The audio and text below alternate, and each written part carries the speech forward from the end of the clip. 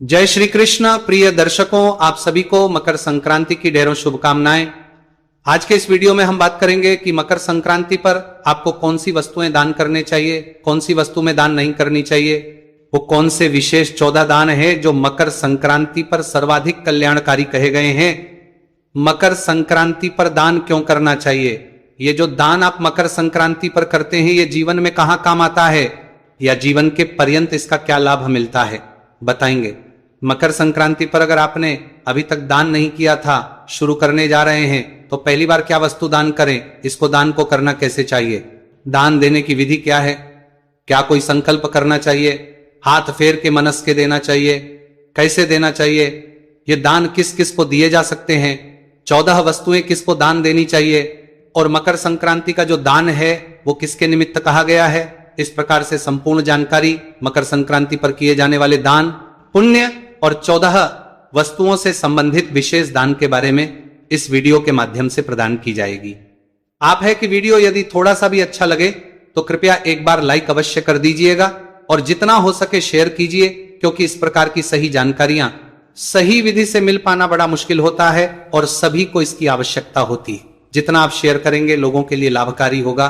भगवान सूर्यदेव का यह समय है, भगवान सूर्यदेव को समर्पित यह संक्रांति है, तो भगवान सूर्यदेव का आशीर्वाद प्राप्त करने के लिए कमेंट बॉक्स में अवश्य लिखिएगा जय सूर्यदेव। इसके अतिरिक्त कुछ कहना चाहें, पूछना चाहें तो कमेंट बॉक्स में लिख के अपनी राय है, पूछना चाहें तो पूछ सकते हैं। आप देख रहे हैं सनातन धर्म का संसार, ज्योतिष संस्थान का प्रतिष्ठित यूट्यूब चैनल सनातन धर्म का संसार। धार्मिक हम यहां पर सभी व्रत और त्योहारों की सही शास्त्रीय जानकारी प्रदान करते हैं। ज्योतिष शास्त्र और पंचांग के आधार पर आपको बताते हैं कौन सी तिथि कब है, व्रत आदि कब करना है, क्या विधि है, क्या नियम है और क्या गलती नहीं करनी है। यदि आप सभी व्रत और त्योहारों की सही शास्त्रीय जानकारी पाते रहना चाहते हैं तो कृपया चैनल को सब्सक्राइब कीजिए और बेल आइकन को प्रेस, जब आप सब्सक्राइब का बटन दबाएंगे तो वहां एक घंटी का निशान बना हुआ आएगा, उसको अवश्य दबाइएगा, तभी आपको हमारे सारे वीडियो प्राप्त होंगे, अन्यथा आपसे जानकारी छूट जाएगी। आइए प्रिय दर्शकों, जानकारी आरंभ करते हैं। बात करते हैं क्या दान हमें करने चाहिए मकर संक्रांति पर और कौन सी वो 14 वस्तुएं हैं जो विशेष लाभकारी हैं। प्रिय दर्शकों, आप सभी जानते हैं कि ये जो मकर संक्रांति का पर्व है ना, ये अनंत पुण्य प्राप्त करने वाला दिन है। ये अनंत की प्राप्ति कराता है, मनुष्य के कल्याण के लिए अत्यंत ही महत्वपूर्ण होता है। मकर संक्रांति का दिन इतना महत्वपूर्ण क्यों है और इसे मकर संक्रांति क्यों कहते हैं। प्रिय दर्शकों, आप जानते हैं कि सूर्य देव जो हैं चलायमान ग्रह हैं, अर्थात वो सदा चलते रहते हैं, निरंतर चलते रहते हैं, उनका रथ कहीं भी थमता नहीं है, रुकता नहीं है। इस प्रकार 12 महीने वो लगातार चलते हैं और एक महीने एक राशि में गोचर करते हैं, विचरण करते हैं, अर्थात 12 राशियां जो है ना, इस वायुमंडल हमारे चारों तरफ है। अब सूर्यदेव लगातार जब घूम रहे हैं तो वो एक एक महीना एक एक राशि से गोचर करते हैं, अर्थात एक राशि से निकल के दूसरी राशि में जाने में उनको 1 महीना लगता है और ऐसे 12 राशियों में 12 महीने वो भ्रमण करते हैं। तो इस प्रकार से संक्रांतियां तो प्रति माह आती हैं, हर एक महीने एक संक्रांति होती है। वो संक्रांति उस राशि के नाम से जानी जाती है जिस राशि में सूर्यदेव प्रवेश कर रहे हैं।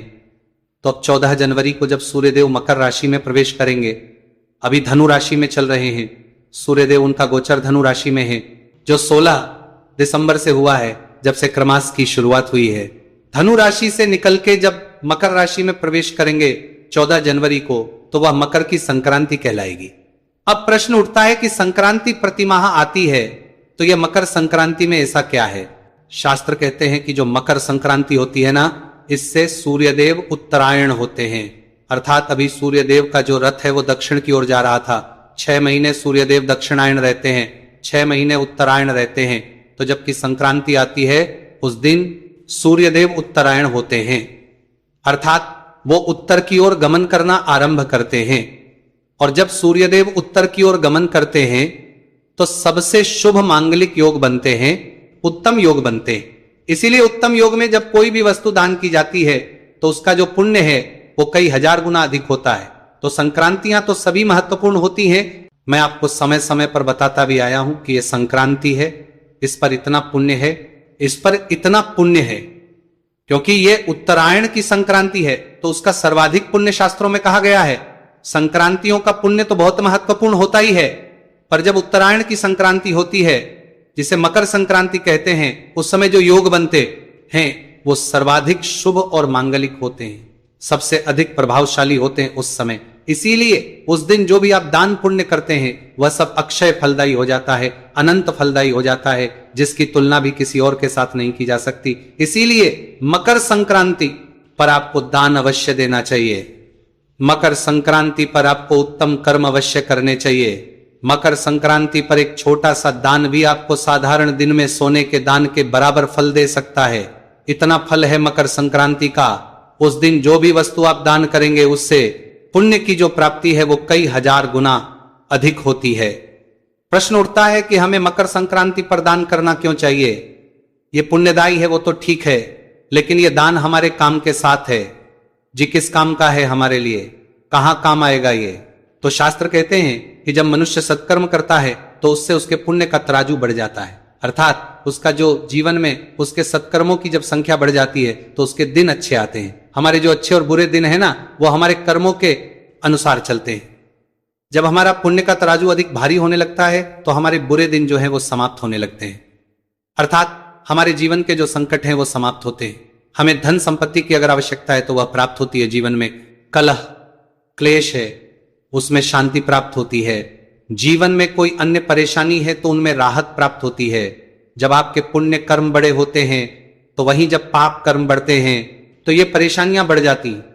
तो दान जब आप करते हैं, सदकर्म जब आप करते हैं तो आपका जीवन जो है वो सुखी होता है। ये तो लाभ है इसी जीवन में। दूसरा इसका जो लाभ है वो हमारे संसार से जाने के बाद के लिए है।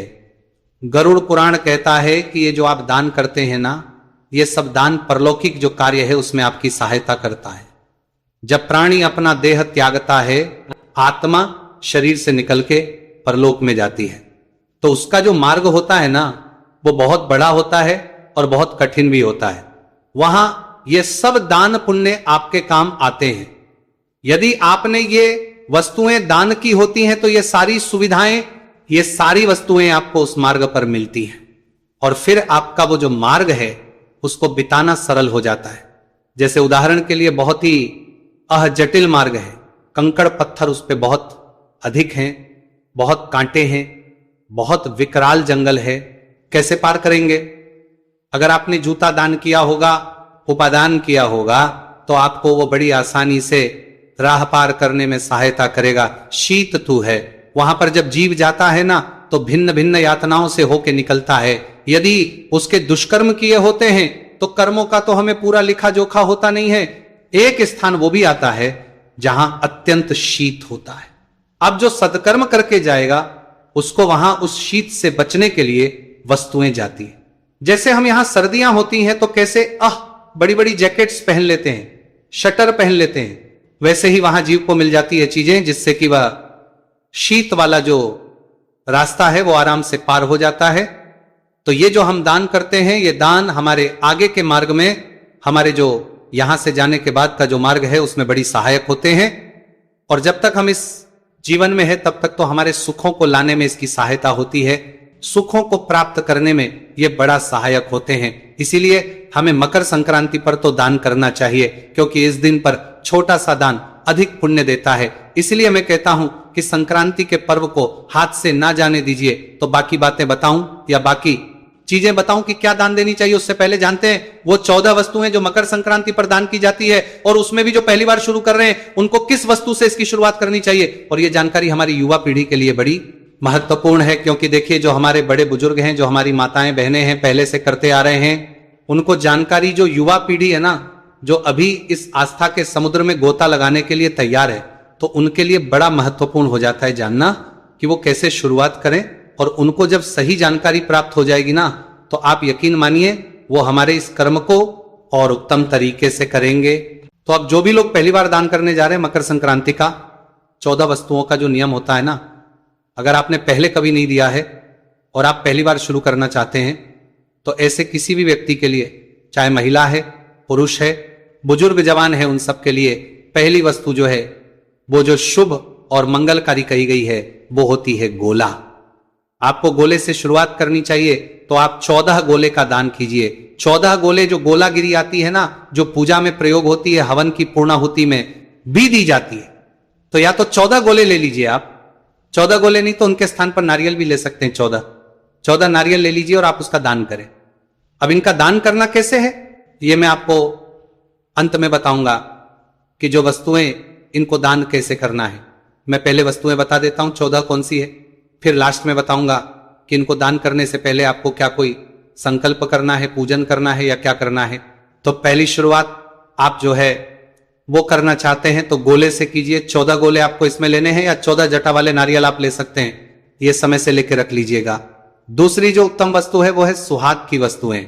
सुहाग की जो वस्तुएं हैं ना, ये बहुत ही शुभ कही जाती हैं। जब आप सुहाग की वस्तुएं दान करते हैं तो ये अत्यंत पुण्य करती। आप चाहें तो सुहाग पिटारी बना सकते हैं। सुहाग पिटारी में क्या, एक पैकेट बना लिया जाता है सुहाग की वस्तुओं का, उसमें 14 वस्तुएं ले ली जाती हैं जो आपके महिलाओं के जो श्रृंगार में काम आती हैं। 14 वस्तुएं ले लीजिए आप, उसमें बिंदी ले ली, लिपस्टिक ले ली, काजल ले लिया, मेहंदी ले ली। इस प्रकार से 14 वस्तुएं आपने ले ली, उनको एक पैकेट बना लिया। ऐसे 14 पैकेट आपने बनाने हैं। अब अगर किसी के पास अधिक सामर्थ्य नहीं है, सामर्थ्य से भी प्राय अधिक धन खर्च नहीं कर सकते, क्योंकि 14 वस्तुएं लेके जब 14 पिटारी बनाएंगे तो उसमें बहुत अधिक खर्चा आता है। तो उस अवस्था क्या करेंगे आप कि 14 वस्तुएं भी ले सकते हैं। 14 वस्तुओं के 14 पैकेट के स्थान पर केवल 14 वस्तुएं ले लीजिए। 14 बिंदी के पत्ते ले लीजिए, केवल या अन्य जो भी है, सिंदूर ले लीजिए 14, या फिर मेहंदी ले लीजिए 14। वो लेनी है और वो किसको दान देनी है? 14 सुहागनों को दान देंगे। ये सुहागन कौन होंगी? ये सुहागन वैसे तो प्रेफर किया जाता है कि जो आपके परिवार की महिलाएं होती हैं उनको दिया जाए। आपकी जेठानियां हैं, सास है, नंदे हैं, उनको दीजिए। अगर वो पूरे नहीं हो रहे हो तो आपकी जो भी मिलने जुलने वाली महिलाएं हैं, जो सुहागन है, जो उसको महत्व देगा, जो सके, उनको आप ये वस्तुएं दान दीजिए। ऐसे ही 14 सुहागन महिलाओं को दी जाती हैं, क्योंकि पुराण कहते हैं कि सुहाग की वस्तुओं को जितना बांटा जाता है उतना ही आपका सुहाग जो है वो उत्तम होता है, मजबूत रहता है और लंबे समय तक आपका दाम्पत्य जीवन सुखमय व्यतीत होता है। इसीलिए सुहाग की वस्तुओं को दान करने की परंपरा जो है ये हमारे सनातन धर्म में प्राचीन समय से ही है। इसके अलावा आप 14 बर्तन बांट सकते हैं। बर्तन बांटने का भी बड़ा अधिक महत्व है और बहुत अधिक फल कहा गया है, तो आप बर्तन बांटने का भी नियम ले सकते हैं। 14 बर्तन बांटने हैं आपने। संक्रांत वाले दिन 14 बर्तन, क्या, जैसे कि उदाहरण के लिए आप लोटा ले लीजिए। बांटने वाले गिलास बांटते हैं, कुछ बांटने वाले कटोरी बांटते हैं। जिनके पास अधिक धन है, जो अच्छा खर्च कर सकते हैं, आप केसर और ला सकते हैं। 200-250 रुपए का एक आता है, बोतलें ला सकते हैं। स्टील की जो बोतलें आती हैं आजकल पानी आदि की, वो ला सकते हैं। आप नाम लिखवा के भी उनको आप दे सकते हैं। इस प्रकार से कोई भी आप बर्तन ले सकते हैं। इसमें ध्यान दीजिएगा कि एक लोटा आप तांबे का लीजिएगा, क्योंकि सूर्य भगवान को तांबा अति प्रिय है। तांबे का एक लोटा लीजिएगा और वह पंडित जी को दान दीजिएगा मंदिर में। अगर आप बर्तन बांट रहे हैं तो 14 में से एक तांबे का लोटा लीजिएगा। फिर कहूं कि तांबा जो है सूर्य भगवान को अति प्रिय है, इसीलिए तांबे के लोटे का दान मकर संक्रांति पर अधिक उत्तम रहेगा। इसके अतिरिक्त आप पूजा की घंटी सकते हैं, जो गरुड़ जी कहते हैं।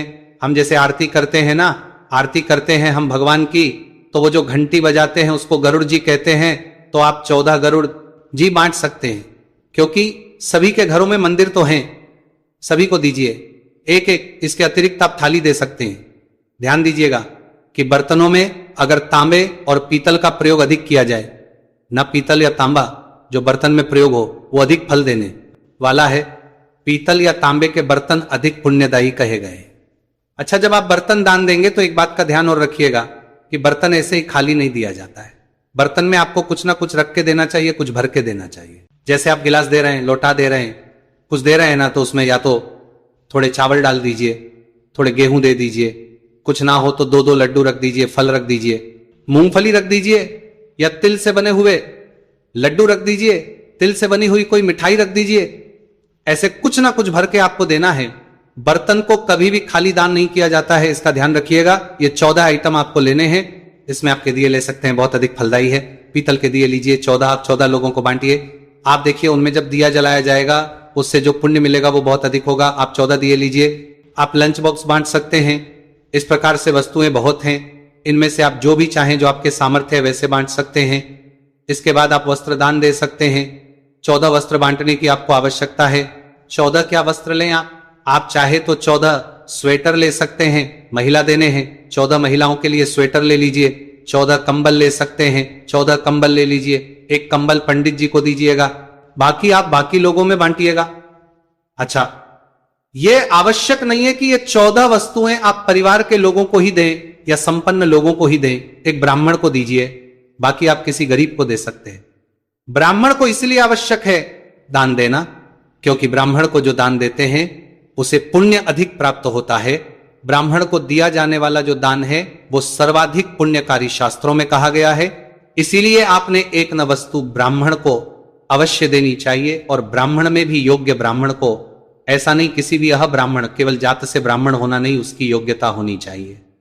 अर्थात वह भगवान की भक्ति करने वाला हो, वेद पाठ का ज्ञाता हो, वेदों को पढ़ने वाला हो, भगवान की कथाएं करने वाला हो, जो पुण्य कर्म करता हो, जो भगवान की भक्ति करता हो, ऐसे किसी ब्राह्मण को दान दिया जाए वह सर्वाधिक पुण्यदायी कहा गया है।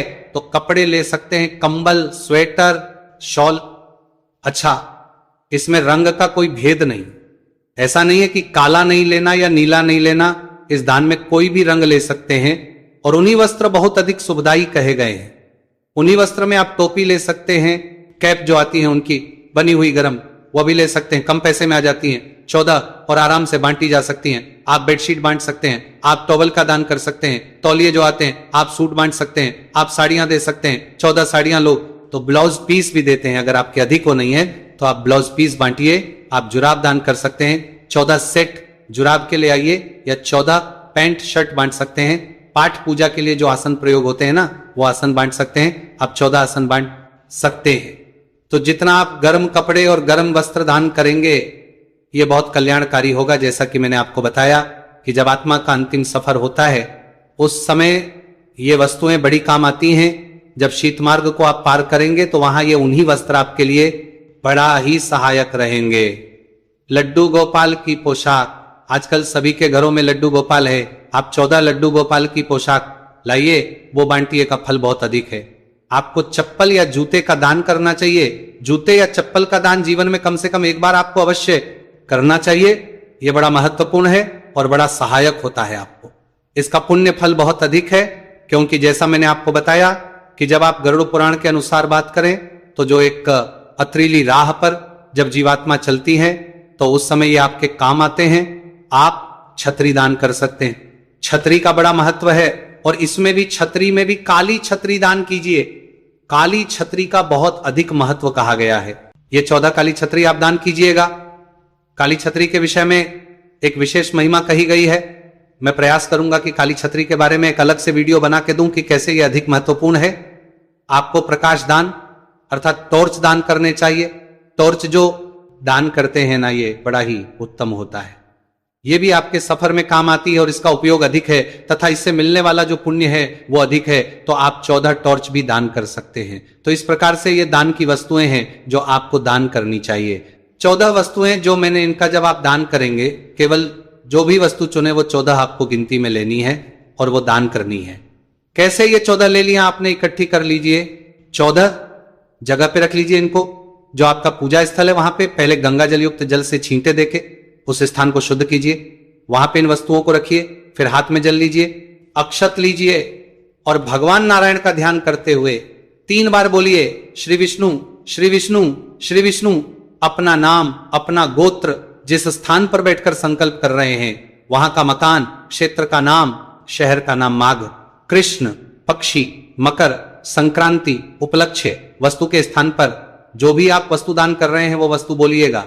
और वो जो हाथ में जल है उसको चारों तरफ घुमाइए। जो 14 वस्तुएं हैं उनके चारों तरफ घुमा के और उसको छोड़ दीजिए, हाथ जोड़ के कीजिए।